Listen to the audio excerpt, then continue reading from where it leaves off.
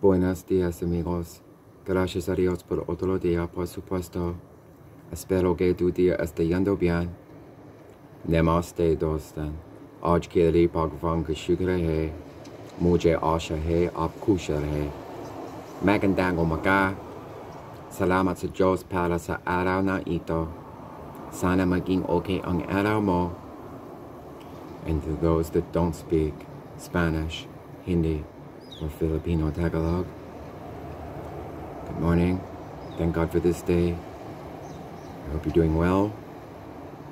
I'm going to have an open language discussion, and I will tie in all of those languages.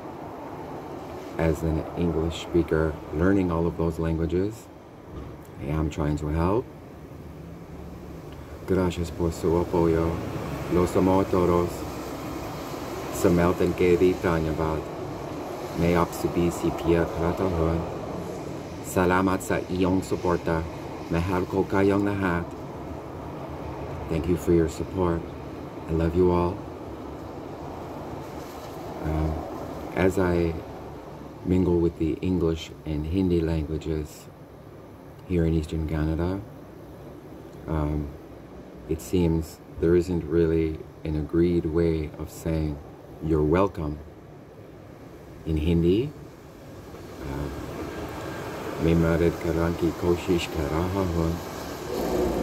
So I've been speaking openly with some of the locals about it. I would like to tie in Spanish. Me encanta hablar español. Es difícil para mí, pero es rápido. Necesito tiempo. I love speaking Spanish. It's easy for me, but it's fast. So I need a little more time. However, in Spanish, to say you're welcome is de nada. A lot of people know that, but it is you're welcome, but it's more like brushing it off, like it's nothing to everything, more so than like an official you're welcome. I think you know what I mean. But that is generally the attitude of the Spanish language, right? Me encanta. Ese quiero, todos saben. But if you apply that to Hindi, it seems a lot of people feel comfortable with acha as like a you're welcome. Perse, aap Hindi bolte hain, aapko pata hai. So then it would be like, aapki sahayta kari dhanyavad. Acha. I think that makes sense. But when you use the Hindi language, it's different in its own ways. Like, people generally know namaste means hello, but it's a little more than hello. And alvida is goodbye, but it's kind of like a little more than a goodbye. And if you speak the languages, you know. Now, in reference to Filipino Tagalog, they also have what's almost like their own version of alvida. It's ingat. And it's goodbye, but it's a little more than goodbye. And people generally say it to part with maybe like intentions of a little more respect on parting kind of thing. And so it's kind of a thing for their people. And I think in ingat translates better to alvida than to goodbye. But in reference to English, well, English is very fast and importantly widely understood.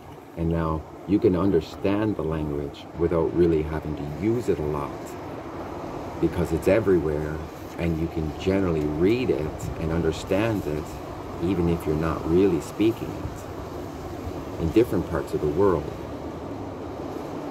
And I am trying to help us merge our languages peacefully and respectfully I do very much so appreciate everyone's time and energy to learn and develop and respect the English language. We do need a common ground of communication, and we have several now. That is why I generally focus on the top 4 spoken, being English, then Mandarin, Hindi, and Spanish. Now, to wrap this up, I do feel like if you speak Filipino, Spanish, or Hindi, you would be able to cross languages fairly comfortably. If Spanish is your mother tongue, much like English is my mother tongue, one of the troubles with learning those languages is slowing down your speaking. And de nuevo, el español es rápido. So that is part of the challenge coming from the more swift spoken languages. But puedes hacerlo. I can do it, you can do it.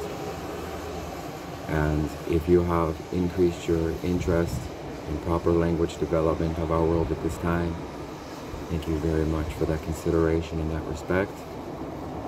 Thank you all for learning English. Tengo que ir. Gracias nuevamente por su interés. Mujhe jana chahi. Aapki interest ka shukriya. Kailang kung umalis. Salamat sa iyong suporta. Love you all. Thank you for your support. Eat good. Remain optimistic. Be thankful for your life. And create a great day for yourself. Kapayapaan at pagmamahal sa lahat. Pelsi pagvang kashugrahe. Cuídate, amigos. Adiós.